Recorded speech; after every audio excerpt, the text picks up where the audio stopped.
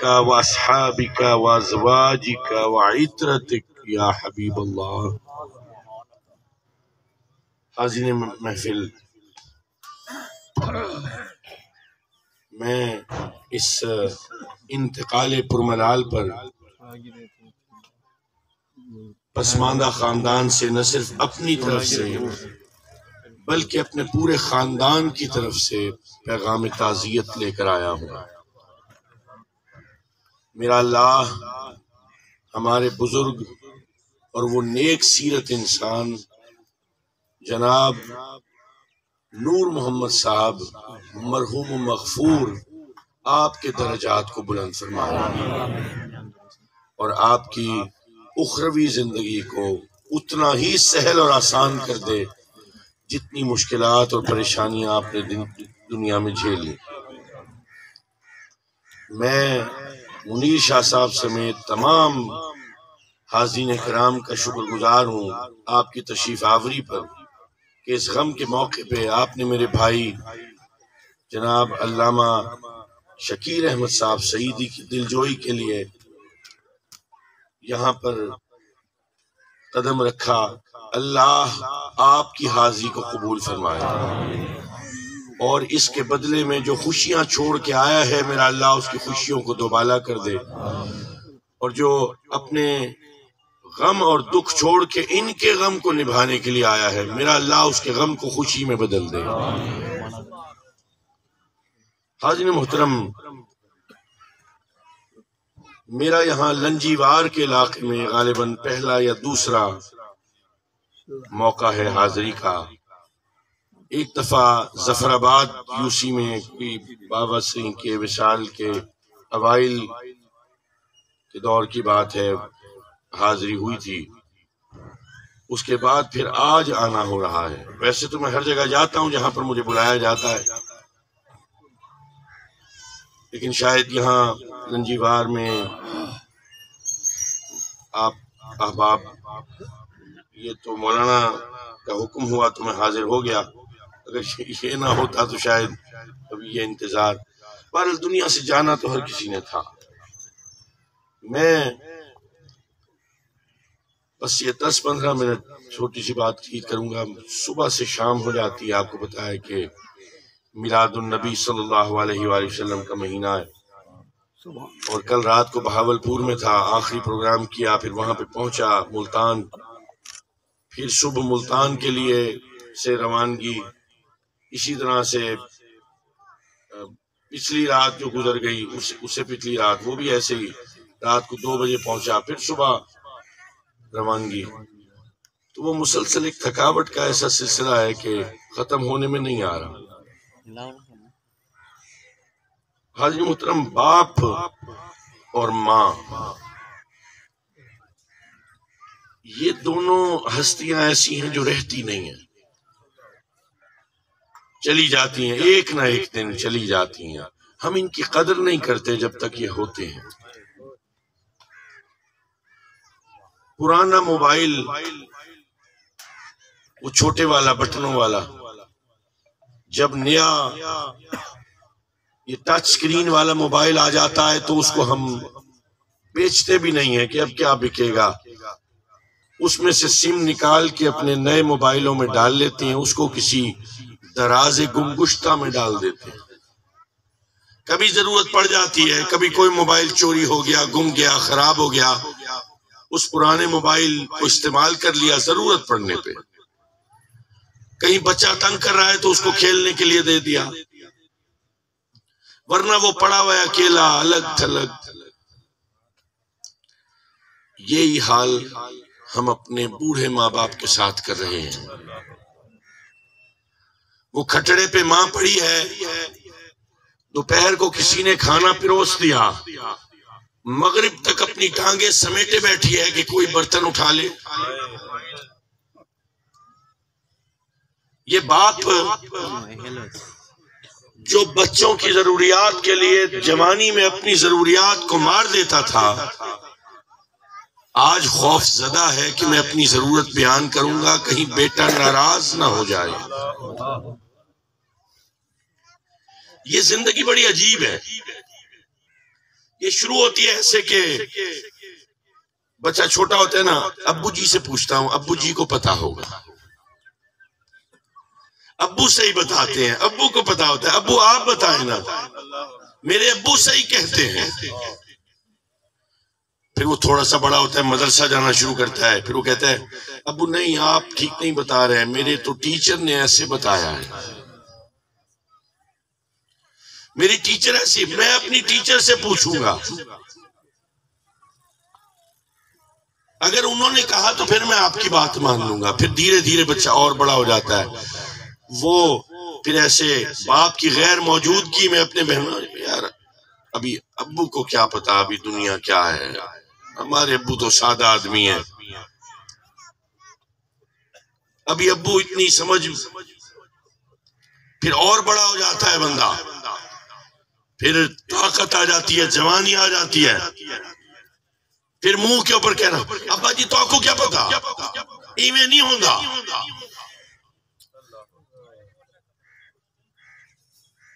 ابا جی ٹھیک کہتے ہیں سے، ابا جی تو آپ کو کیا پتا کا سفر۔ اس کے بعد پھر انسان کا جسم ڈھلنے لگتا ہے، پھر ذوف آنے لگتا ہے، پھر دھیرے دھیرے وہ بھی اسی حال میں چلا جاتا ہے جس حال میں باپ تھا، پھر سوچتا ہے ہاں ابا جی ٹھیک کہتے تھے۔ تو ابا جی ٹھیک کہتے ہیں سے لے کے ابا جی ٹھیک کہتے تھے تک بڑی تکلیف دہ سفر ہے، یہ بڑی تکلیف دہ مسافت ہے۔ اس کے اندر احساس زیاں ہے، کفران نعمت ہے۔ حاضرین محترم، جن کے ماں باپ ہیں آج ان کو آنکھیں کھولنے کا وقت ہے۔ میں ویسے اپنے والد کی سعادت مندی میں رہا، میں ان کی نافرمانی نہیں کرتا تھا، یہ الگ بات ہے کہ بامر مجبوری میں ان کی خدمت نہ کر پایا، جیسے کہ بیٹے کا حق ہے، ایک ہی بیٹا ہوں۔ میرے دل میں ایک قلق ہے، ایک دکھ ہے کہ میں ایک حجاب رہا میرے اور میرے والد کے تعلق میں، ادب کا، لحاظ کا، تعظیم کا، توقیر کا۔ میں کبھی اپنے والد کو یہ نہیں کہہ سکا کہ بابا صحیح میں آپ سے بہت محبت کرتا ہوں۔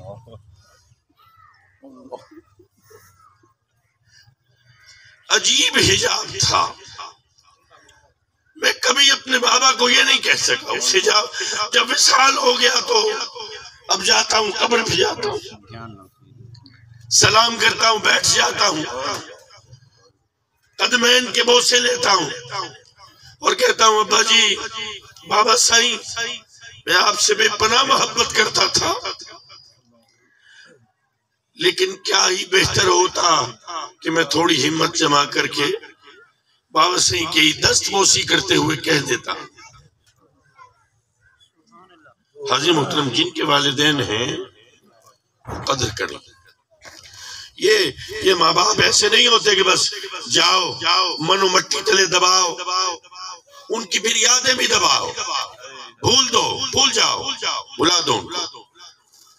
وہ جو انہوں نے مہربانیاں کی، وہ جو انہوں نے، میں عید کی نماز پڑھاتا ہوں، اپنے والد کی روایت چلی آ رہی تھی، وہ ادھر ملتان کا علاقہ ہے، موزہ ہمڑ، ملتان کے ساتھ ہی ہے، وہ ہے نا نواب ہوٹل، کبھی آپ جائیں، وہ بڑا ہوٹل ہے نواب ہوٹل، وہ ملتان کے آنے سے پہلے آؤٹسکرٹس میں ہے۔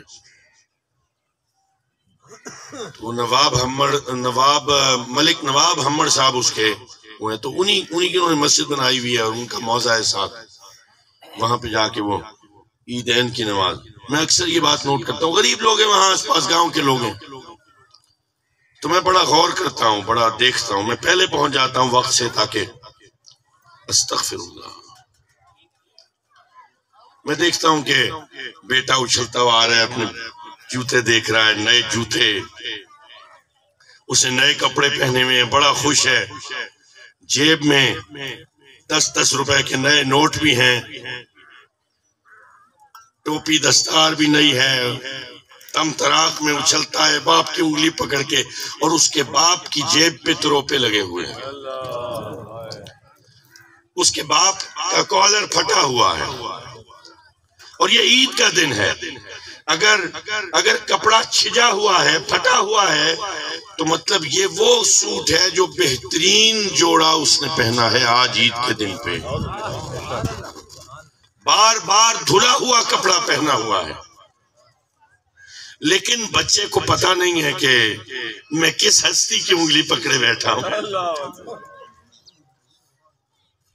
بڑے ہو کے ہماری آوازیں بلند ہو جاتی ہیں، ہم جوان ہو جاتے ہیں، وہ بوڑھے ہو جاتے ہیں، کاروبار زندگی اب ہمارا ہے، اب وہ ذوق میں ہے باپ، اب وہ باپ کی اتنی اہمیت نہیں ہے، اب وہ ڈسکارڈ کر دو، اس کو نکال دو، پرانا موبائل تھا اب ختم ہو گیا، بس یہ ضرورت کی اشیاء نہیں ہے والدین، کہ اب اولاد اونچا بولے گی۔ میرے نبی کے پاس ایک شخص آیا، کہنے لگا میرا باپ میرا مال ضائع کر دیتا ہے، تو حضور آپ اس کو ہدایت کریں کہ ٹھیک ہے میں کماتا ہوں، کرتا ہوں، خیال کرتا ہوں، لیکن اپنے دوستوں میں میرا مال اڑا تو نہ دیا کرے۔ باپ کی شکایت آقا کی بارگاہ میں، میرے نبی نے باپ کو بلایا، اس کے والد سے پوچھا کیا معاملہ ہے؟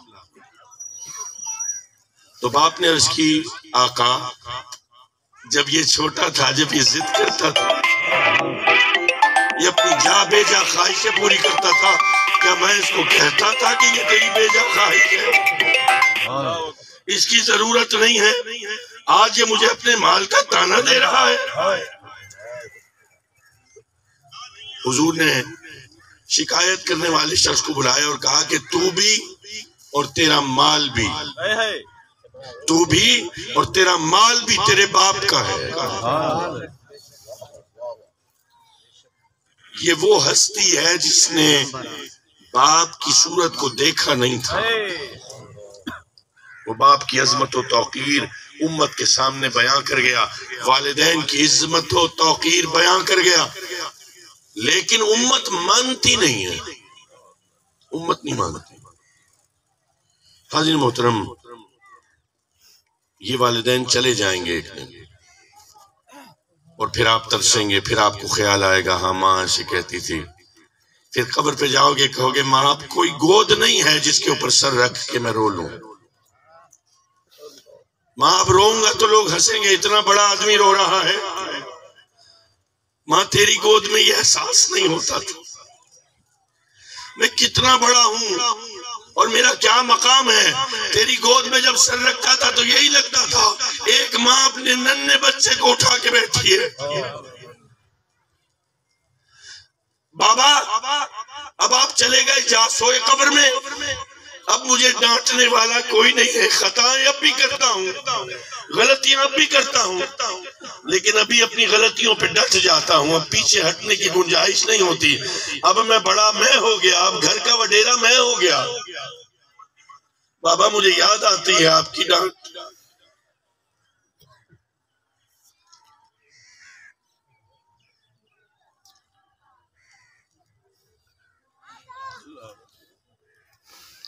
قدر کیجئے۔ میں بہت کچھ کہہ سکتا ہوں اس موقع پہ، جو کچھ کہا جائے کم ہے، یا یہ نہ ایسے نہ کیا کرو، یہ ویل پتہ نہیں کیا طریقہ ہے یہ ویل کا مجھے نہیں پتا، لیکن یہ بات چیت کو ڈسٹرب کرتا ہے۔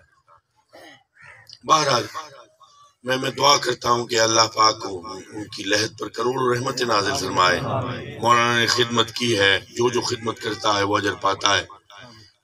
مجھے صرف ایک چیز جو ہے نا وہ سکون دیتی تھی، جب میرے والد کا انتقال ہوا میں نڈھال تھا، میرے لیے جیسے زندگی کے دروازے بند ہو گئے، میری سوچ عقل فہم سب گنگ ہو گئی، سمجھ نہ آتا تھا کہ اگلا لمحہ کیسے گزرے گا، میں جی پاؤں گا کہ اسی کیفیت میں میرا دل دھڑکنا بھول جائے گا۔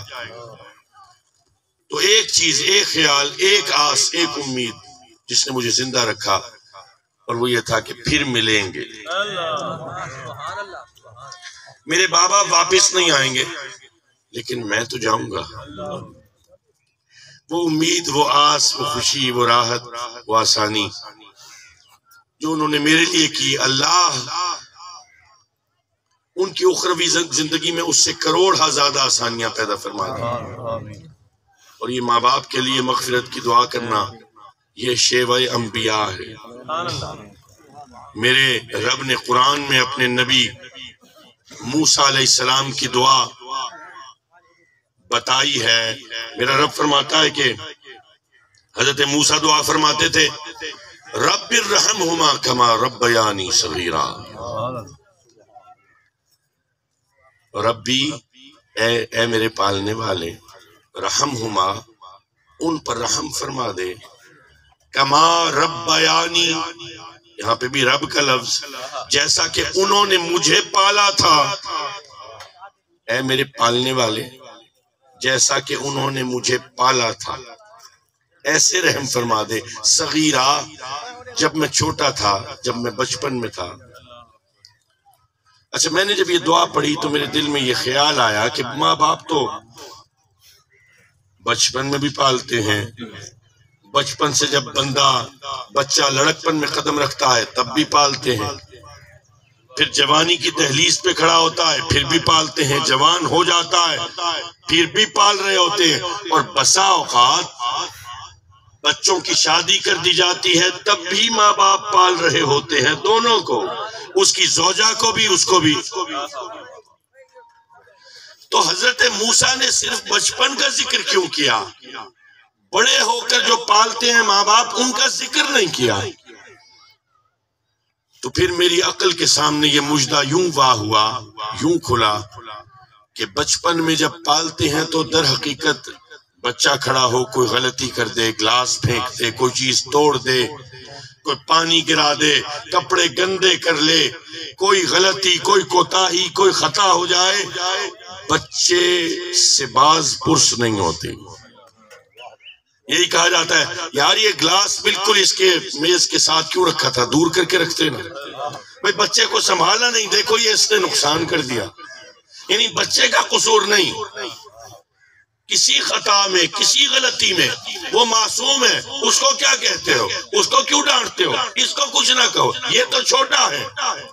پتہ یہ چلا کہ در حقیقت حضرت موسیٰ اپنے رب سے اپنے والدین کے لیے رحمت ایسے مانگ رہے ہیں کہ مولا جیسے انہوں نے میری کسی بات پر باز پرس نہ کی، اب یہ تیرے پاس چلے گئے، یہ لوٹ گئے، مولا جب یہ تیرے پاس پہنچ گئے، ان سے بتقاضۂ بشری کوئی تقصیر، کوئی خطا، کوئی غلطی سرزد ہوئی ہو، مالک ان سے باز پرس نہ فرمانا، مولا ان سے حساب نہ لینا، بس ان کو بخش دینا، ان کو اپنی رحمت میں جگہ عطا فرما دینا۔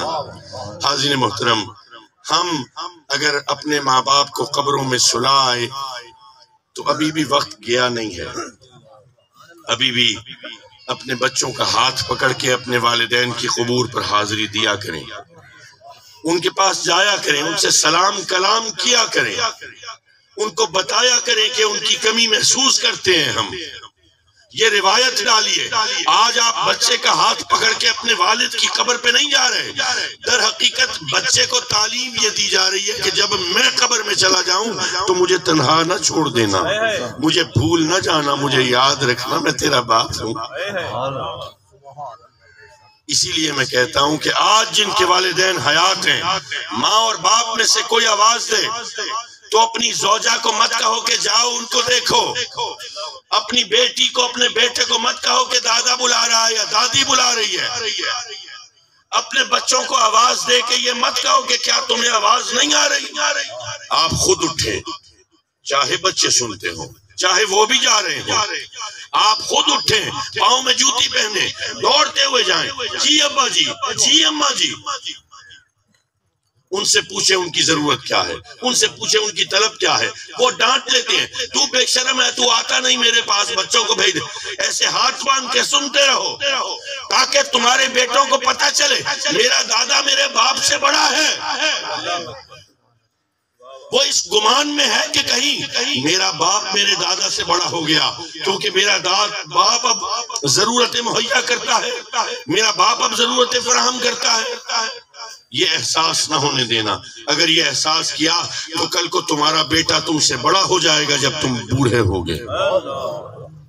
اپنی ماں کے سامنے جایا کرو تو سعادت مندی سے وہ تمہیں زن مریدی کے تانے دے، مسکرا کے سہا کرو. جی ماں بالکل ٹھیک، تاکہ تمہاری بیٹیوں کو پتہ چلے ماں کی تعظیم کیا ہے، ماں کی توقیر کیا ہے. جب تم چلے جاؤ تمہاری بیوہ اپنے بیٹے سے شرمندہ نہ ہو، تمہارے بیٹے کو یہ تعلیم ہو کہ ماں کا احترام کرنا کیسے ہے. یہ قدر کرنے کا یہ طریقہ نہیں ہے کہ بیٹے کو کہہ رہے ہو جاؤ بھاگو، باپ کے پاس جاؤ، دادا کے پاس، دادی کے پاس.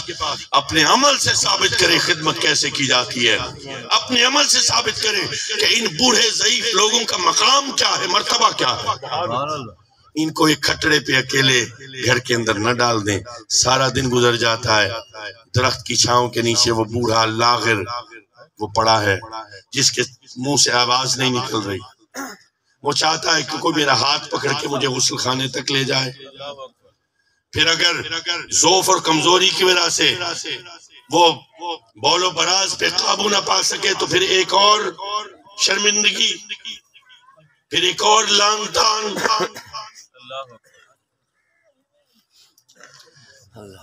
یہ تمہیں اپنے ہاتھوں میں اٹھا کے تمہیں پاک کیا کرتے تھے. مسلمانوں یہ کہاں کی مسلمانیت ہے؟ یہ کس نے سکھایا ہے؟ اللہ ہمیں اس میلاد النبی کے مہینے میں نبی کی تعلیمات پر عمل پیرا ہونے کی توفیق عطا فرمائے. والدین کی عزت و عظمت و توقیر.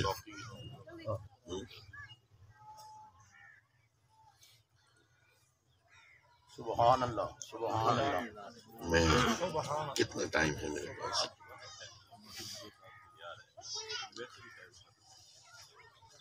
حضرت محترم، میں پہلے ایک دن ہوا ایسے کہ لنجیوار حاضری ہوئی تو وہ کوئی مس انڈرسٹینڈنگ ہو گئی. ہاں مناسب نہیں لگتا نا. آپ کو پتا ہے کہ ایسے کن لوگوں کو پیسے وارے جاتے ہیں، تو وہ یہ اس لیے مجھے اچھا نہیں لگتا. ہاں اور ویسے بھی یہ پتہ ہے کہ قائد اعظم رحمۃ اللہ تعالیٰ کی تصویر بنی ہوئی ہے، اب وہ پاؤں میں گرتا ہے تو وہ بھی مجھے اچھا نہیں لگتا کہ اتنی عظیم ہستی. یہ میرے مرشد حضور غزالی زماں آپ کے بارے میں جب بھی آپ کا نام لیتے کہتے قائد اعظم محمد علی جناح رحمت اللہ تعالی، اتنی توقیر سے اور تعظیم سے نام لیتے. تو یہ آج کل ایک فضا چلی ہوئی ہے بے توقیری کی ہمارے بزرگوں جو ہمارے ملک کے بانیان ہیں ان کے حوالے سے. میں اس دن کوئی مس انڈرسٹینڈنگ ہوئی اور میں واپس چلا گیا، اور پھر یہاں پہ کچھ چہمگوئیاں شروع ہوئیں. جہاں پر محبت کرنے والے ہوتے ہیں وہاں پر ذرا آپ کو پتا ہے کہ ہر قسم کا. ویسے میں کسی سے بغض نہیں رکھتا، میں کینہ نہیں رکھتا. وہ بغض اور کینہ انسان کو اندر سے گلا دیتا ہے. کہیں مجھے غصہ آئے کسی پہ آئے تو میں منہ پہ اظہار کر دیتا ہوں. مولانا اس بات کو جانتے ہیں. میں اپنی ناراضگی کا اظہار وہیں پہ کر دیتا ہوں، اس کے بعد پھر میرا قلب صاف رہتا ہے. یہی وجہ ہے کہ میں بوڑھا ہونے کے باوجود بھی ابھی بھی چل رہا ہوں. میرے دل پہ کوئی بوجھ نہیں ہے. رات کو سوتا ہوں، نیند آتی ہے تو آرام سے سوتا ہوں. کسی کی نفرت، کسی کا بغض، کسی کا کینہ یہ مجھے تنگ نہیں کرتا. رات کو میں اس بے چینی میں کروٹیں نہیں بدلتا. یہ جیسے میرے والد نے تعلیم کی